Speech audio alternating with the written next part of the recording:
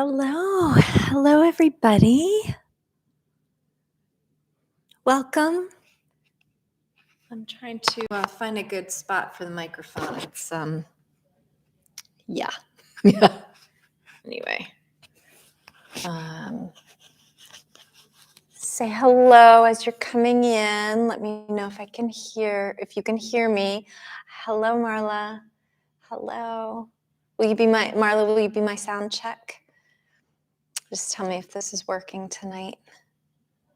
It's good to see you here.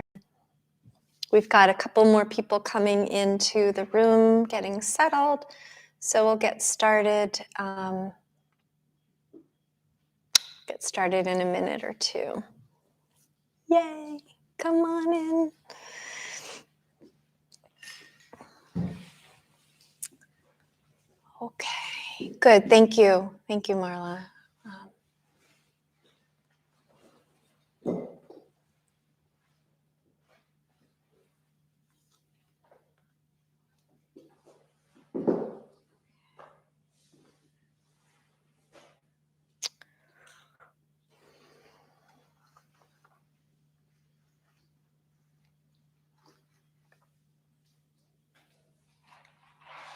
Welcome if you're just joining.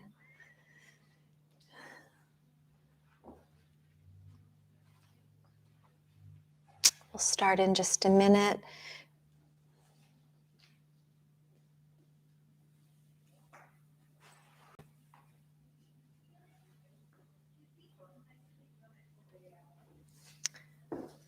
Let's get nice and cozy. It's a chilly evening if you're here live. It's hello. Come on in.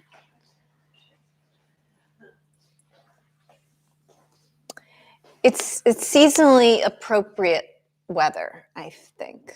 You know, I like it when it's. You like warm Thanksgivings? There's been very few of them, but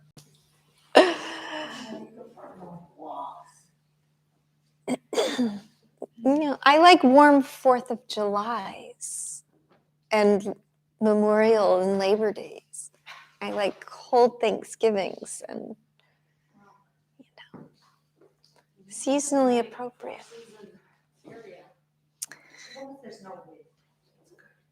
There is that. All right, so let's get started wherever you want. Yes. do you want me to go first? No. Okay, welcome. Welcome, everybody. Welcome to you who are here in the flesh with me. I'm so happy and honored to be here.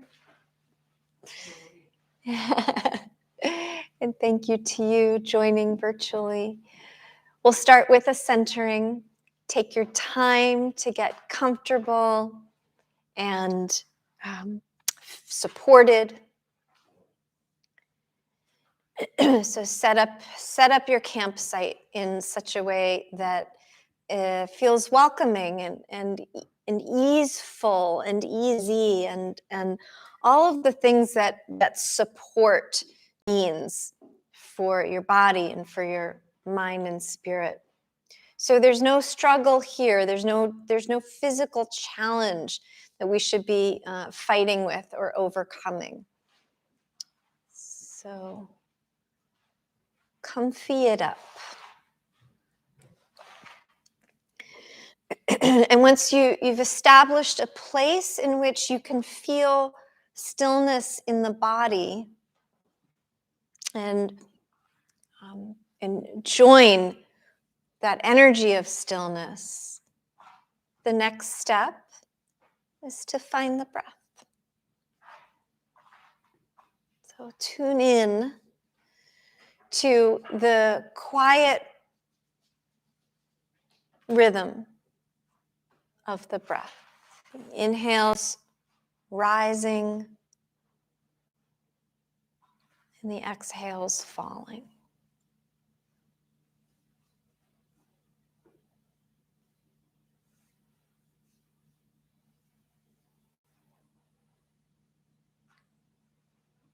Once you're in that place of attuning to the way your breath feels as it moves through you, get really still for it.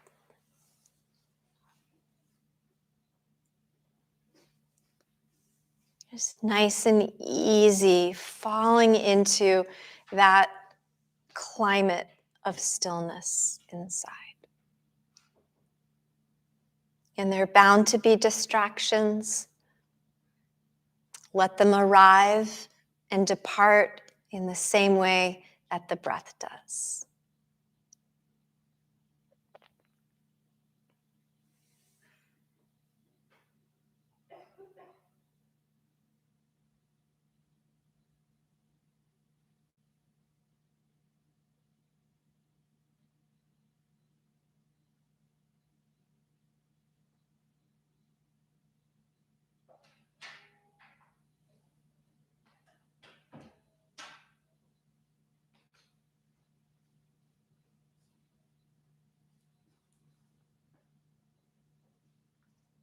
And as you experience the next inhale, consider that it brings a fullness inside.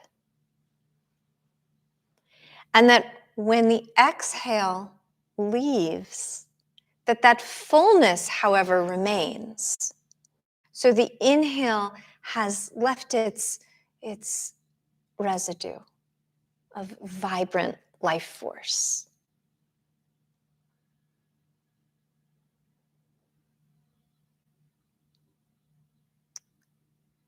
And there is an infinite capacity to enhance that vibrant life force, to keep adding to that fullness inside.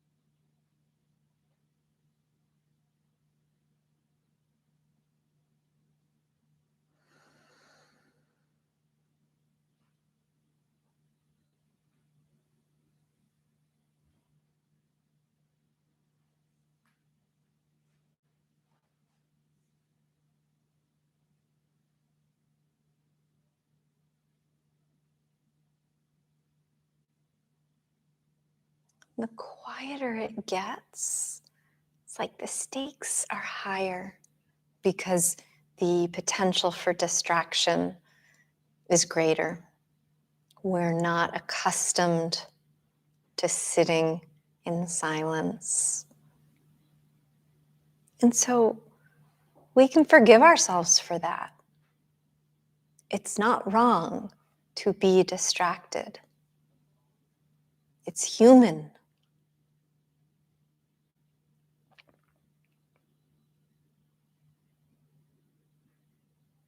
And all we need to do is come back again and again and again.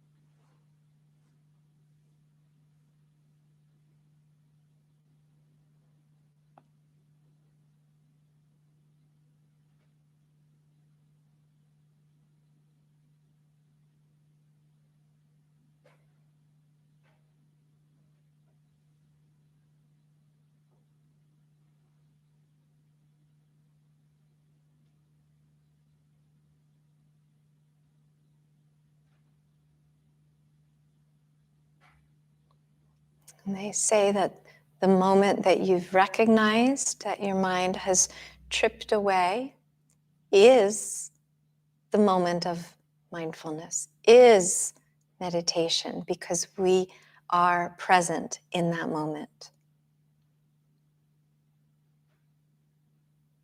So if it happens 100 times a minute, then that means we've had 100 experiences of mindfulness in that minute.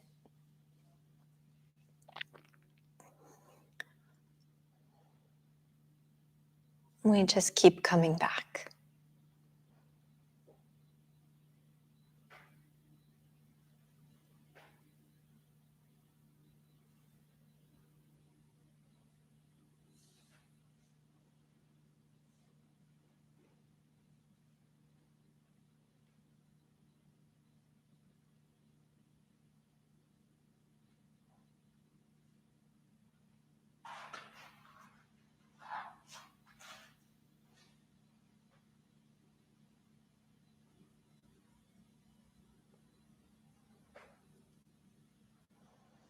So take another moment to welcome the next full breath in and release the next full breath out.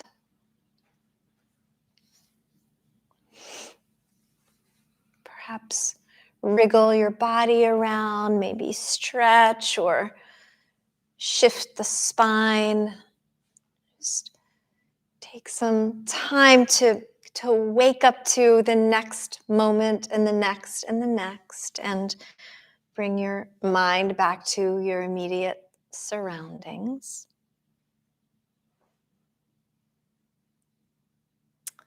So it's the Wednesday eve of Thanksgiving.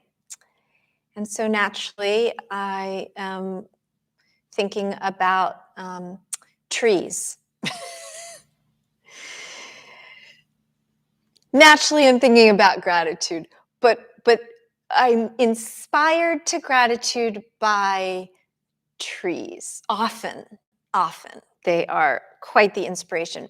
And this year in particular, I think in the DC area, the foliage has just been spectacular. We've really had this treat. They've put on a show for us. Like it's just this harmony of colors, these reds and oranges and yellows, really proclaiming all this natural beauty right now. And I feel like the trees, I mean, I know they don't think things and they don't say things, but they can inspire things and signify things. And it's like this year in particular, the trees are saying, yeah, like we've seen a lot. We've seen a lot in the last year. We've had to bear so much and watch so much difficulty unfold. But people, as the trees are, I'm imagining they're saying to us, look, like we can still be ourselves. We can still exude this capacity for joy and brilliance and dress ourselves up before we let it all go and hibernate for the winter. We can still show up for all of this brightness and this miraculousness of beingness. And I think we could take some lessons for that. The gratitude here is not that we're supposed to thank all the hardship, that we're supposed to be grateful for pain. I don't think that's true. I think that before I share what I think is true, I'll say a little more. It's like gratitude doesn't mean we have to take it all in and like all of it, because that could be like gaslighting ourselves and each other into believing that everything's okay when it just isn't. You know, it's important to acknowledge the things that are okay. And so the heart of gratitude is not that we have to feel it for everything. The heart of gratitude is the ability to be grateful for the skills that we possess to take on and work through these obstacles. So it's not the harm that's been done or the lies that have been told or the violence that's been unleashed or the ignorance of other people. That's not the gratitude part. I personally am not grateful for all of that. I wish it weren't the case. And whatever else is causing pain and suffering and discomfort for any individual being, it's the gratitude to have the strength, the compassion, the equanimity, and the confidence and the faith and the power of love and truth, all of that to get us through it. That's what I'm grateful for.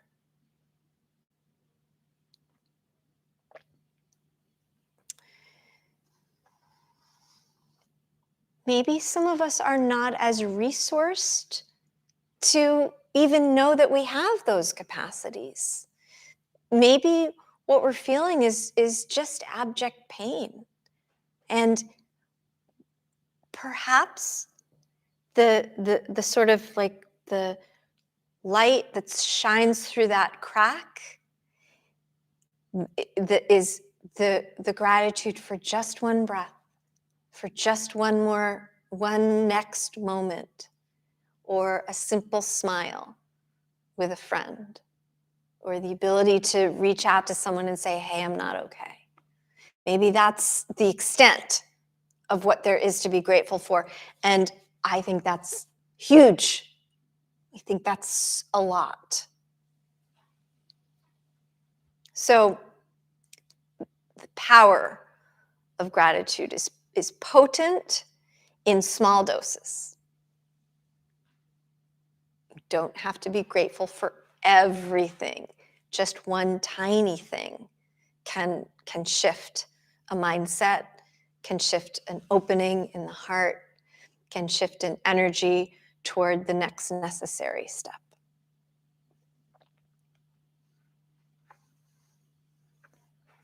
So for a next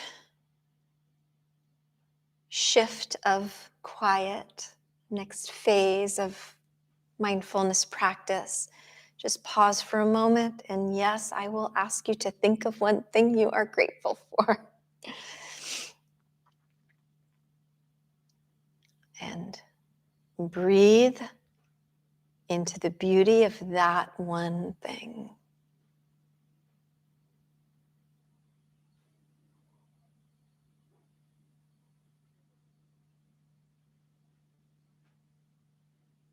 And watch your mind try and argue with you.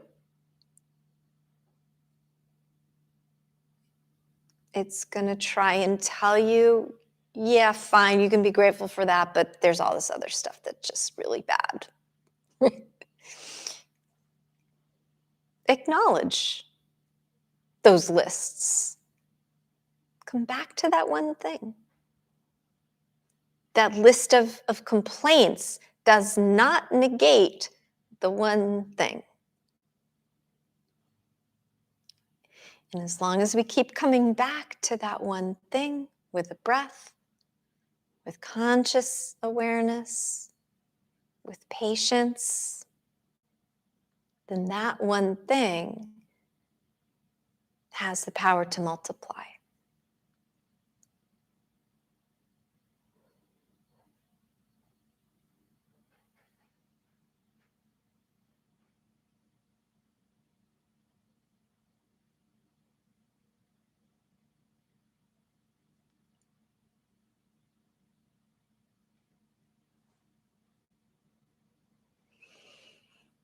Notice your breath. Come back to the fullness of the moment, infused with this life force that arrives insistently, repeatedly, relentlessly.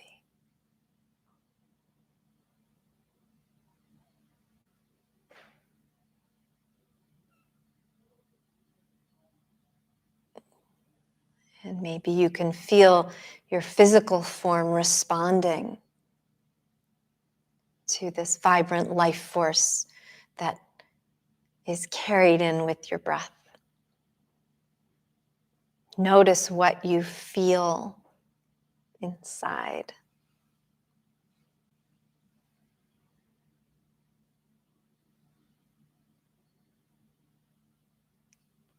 And when you notice those sensations, that's gratitude coming to life. That's gratitude embodied.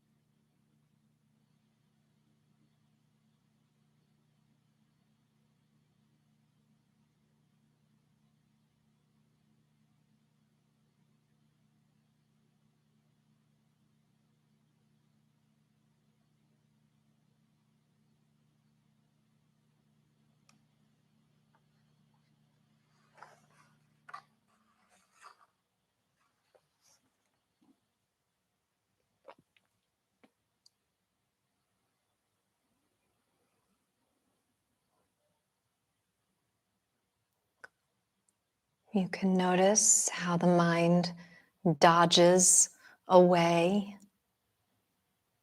It joins its repetitive patterns of distraction and complaint, and perhaps rehashes past and worries future. Come back, begin again. Notice your next breath.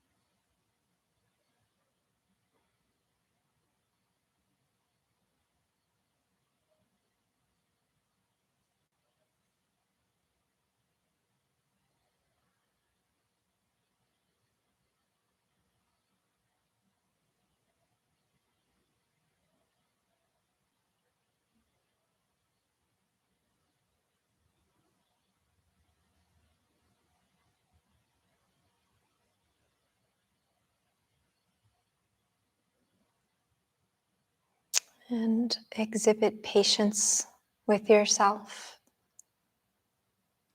as the mind does its wandering things. Come back, begin again with a breath, with something for which you can be grateful.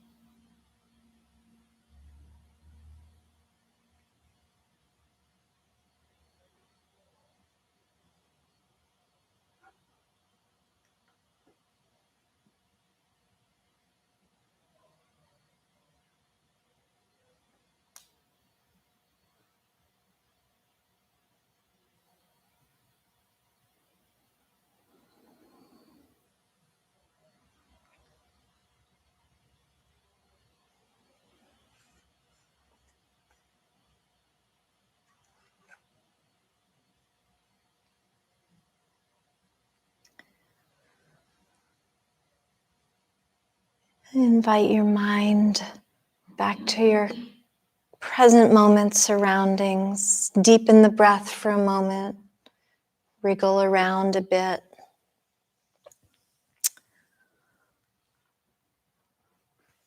Take some time to perhaps reset yourself.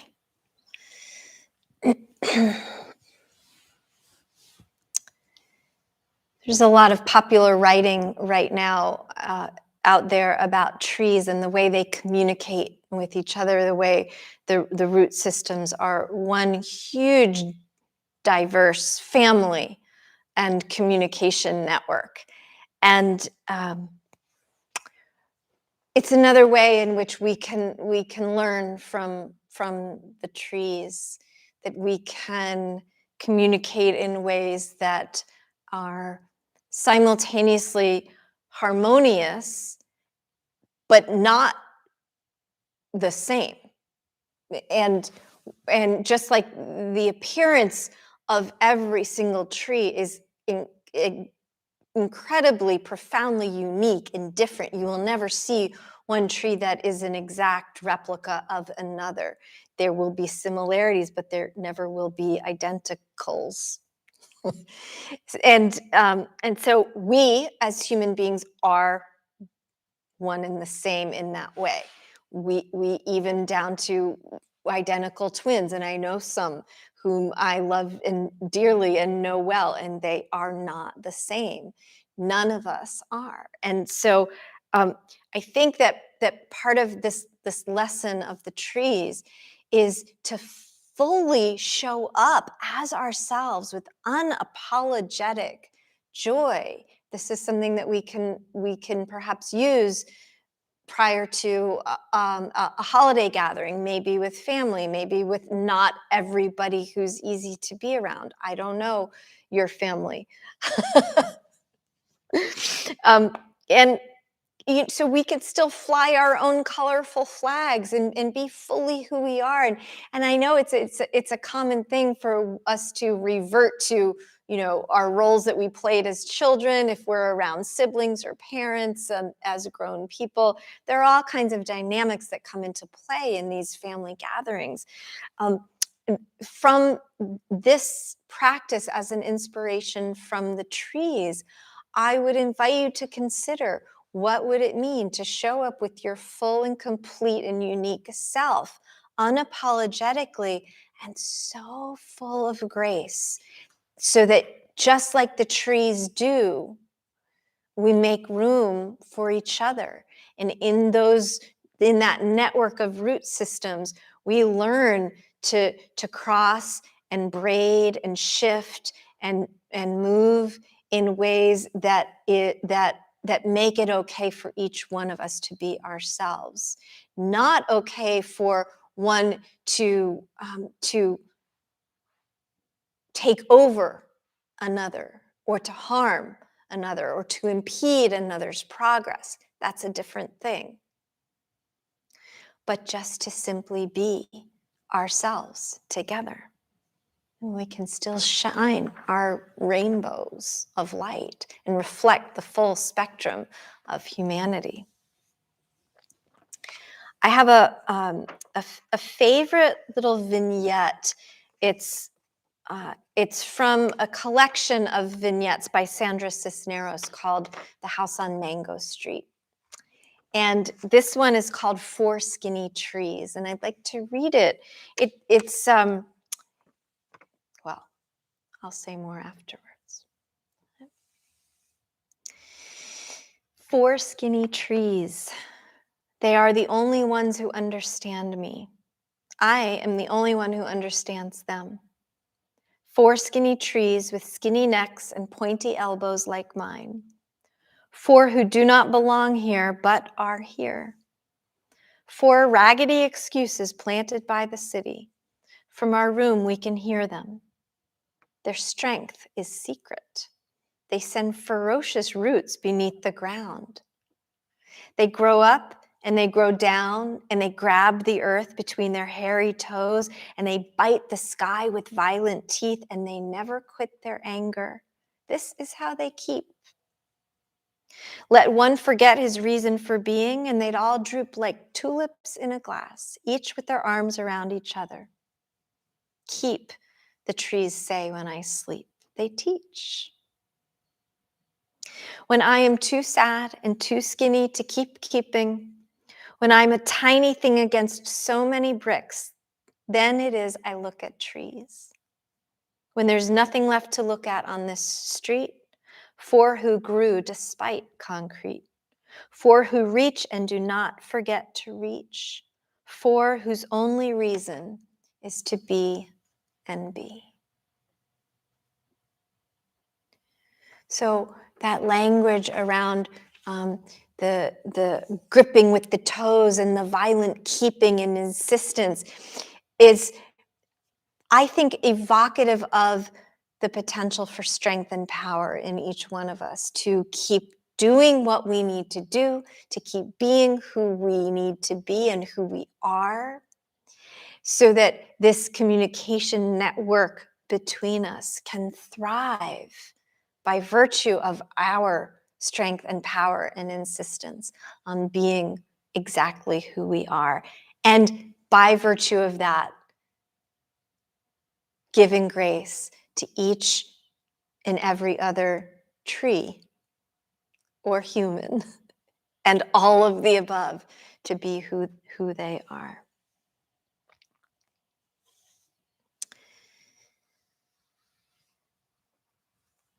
The holiday times can be challenging in these ways because we don't all feel like we can truly be ourselves. And we have to put on sometimes these what feel like acts. And my invitation is to not put on any act, to be unapologetically joyful, like the trees have been this season.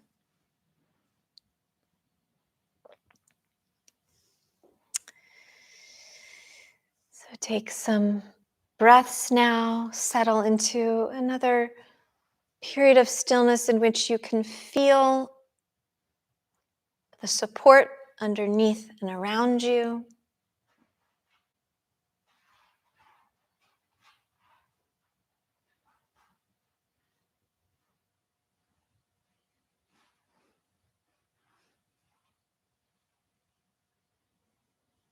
You can breathe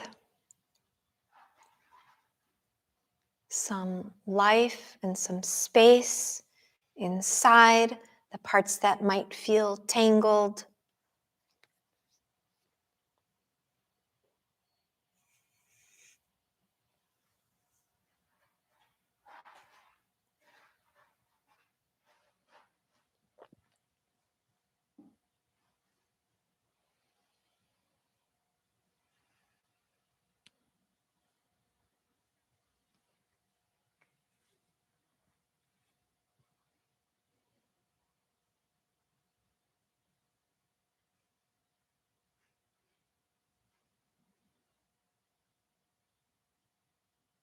Acknowledge that there can be distractions.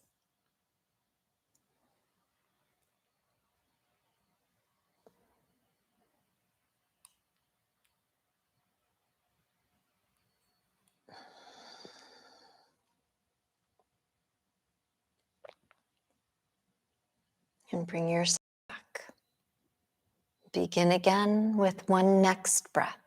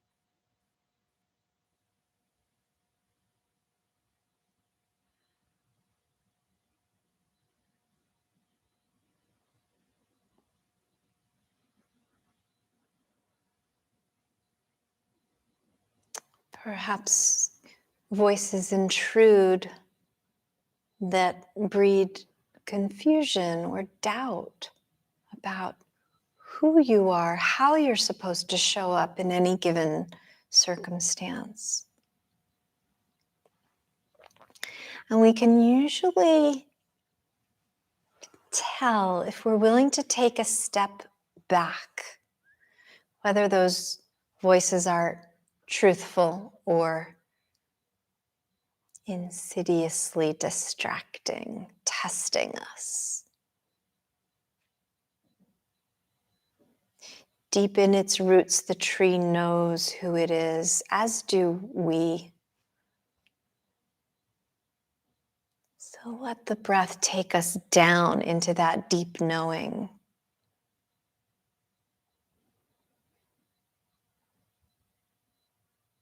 As we refine our capacity to clear away the noise.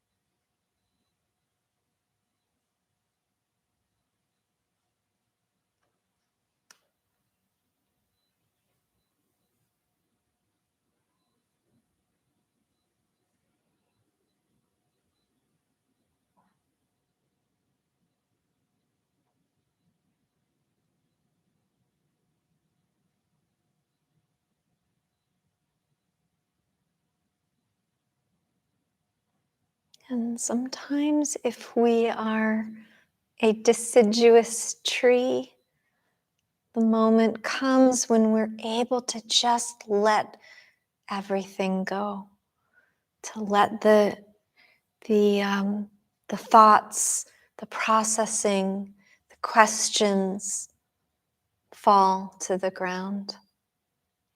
And then we stand truly free in our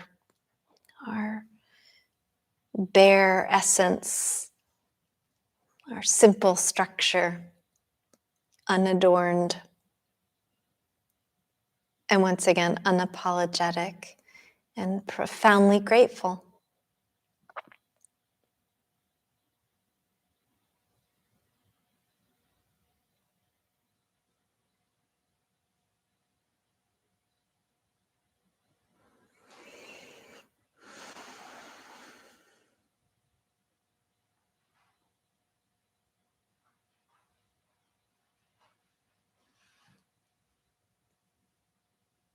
Let's take a few more breaths.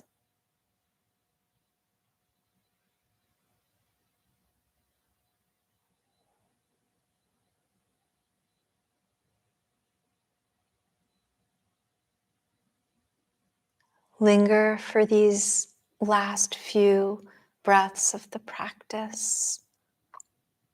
Revel in your capacity for presence.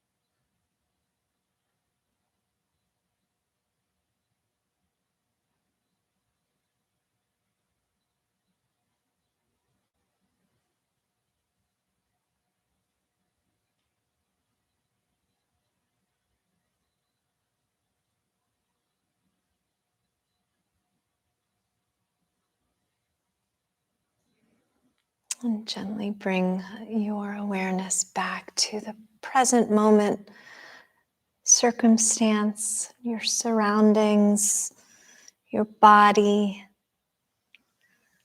And if you'd like to close your practice with palms together or at your heart,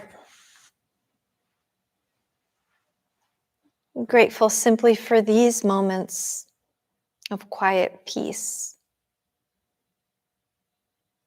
Grateful for our own ability to be rooted, to be tall, to be confident, to be glorious, and to allow others to be the same. Thank you so much for joining me. I hope you have a lovely Thanksgiving, and if you're watching this after the fact, I hope you had a lovely Thanksgiving. See you all soon.